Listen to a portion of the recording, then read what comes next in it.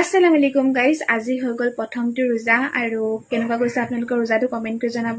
আৰু ভাবিছোঁ কি মই প্ৰথম ৰোজা দিনাখনে আপোনালোকৰ লগত এটা ভাল ভিডিঅ' শ্বেয়াৰ কৰোঁ। যোনটো ভিডিঅ'ৰ পৰা আপোনালোকৰো লাভ হ'ব আৰু মোৰো লাভ হ'ব।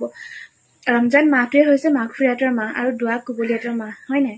আমিতো কিমান গুনাহ কৰোঁ দিনটোত, তাৰতো কোনো হিচাপেই নাই। আমিতো প্ৰত্যেকটো খোজে পতিয়ে গুনাহ বুলি ক'লেও বেয়া নহয় আমাৰ, হয় নাই? কাক কি ক'ব লাগে, কাক কেতিয়া কি কৈছোঁ, কি ভাবিছোঁ, আমি একোৱেই নাজানো। আমি আল্লাহৰ শুক্ৰিয়া আদায় কৰিব লাগে যে আমাক এনেকুৱা এটা মাহ আল্লাহ পাকে দিছে য'ত আমি আমাৰ গুনাহখিনি মাফ কৰাব পাৰোঁ। আল্লাহ আমাৰ ওপৰত ৰাজি হৈ যায় আৰু আমাৰ গুনাহ মাফ কৰি দিয়ে। সেইটো কাৰণে গুনাহ মাফৰ কাৰণে চবতকৈ এটা আচান তালিকা হ'ল আমি আস্তাগফাৰ কৰি থাকিব লাগে। এনি টাইম আমি আস্তাগফাৰ কৰি থাকিব লাগে। আমি শুওঁতে উঠোঁতে বহোঁতে যিকোনো কাম কৰোঁতে আস্তাগফাৰ কৰি থাকিব পাৰোঁ।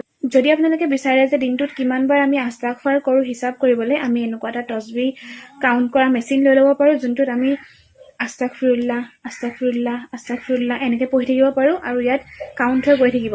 এতিয়ালৈকে মই ৰাতিপুৱাৰ পৰা কাউণ্ট কৰি পঢ়া, মানে এনেকৈতো পঢ়িয়ে থাকোঁ মনৰ ভিতৰত, কিন্তু এইটো কাউণ্ট কৰি পঢ়া মই 1919 বাৰ হৈছে।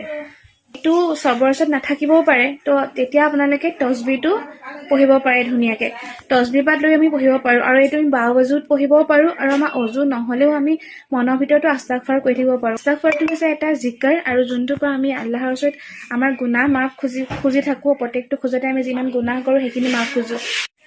মই ভাবিছোঁ দিনটোৰ শেষত মই দিনটোত কিমানবাৰ কাউণ্ট কৰি আস্তাগফিৰুল্লাহ পঢ়িছোঁ, মই সেইটো এটা ফটো লৈ ষ্টেটাছ লগাই দিম। আপোনালোকে তাত কমেণ্ট কৰিব পাৰে আৰু নহ'লে আপোনালোকে মোৰ যিকোনো ভিডিঅ'ত কমেণ্ট কৰিব পাৰে যে আজিৰ আস্তাগফিৰুল্লাহ ডান এনেকৈ বুলি। আৰু যদি আপোনালোকে কাউণ্ট কৰি পঢ়িছে মোৰ নিচিনাকৈ, তেতিয়া আপোনালোকে কিমান পঢ়িছে সেইটোও মোক কমেণ্টত জনাব।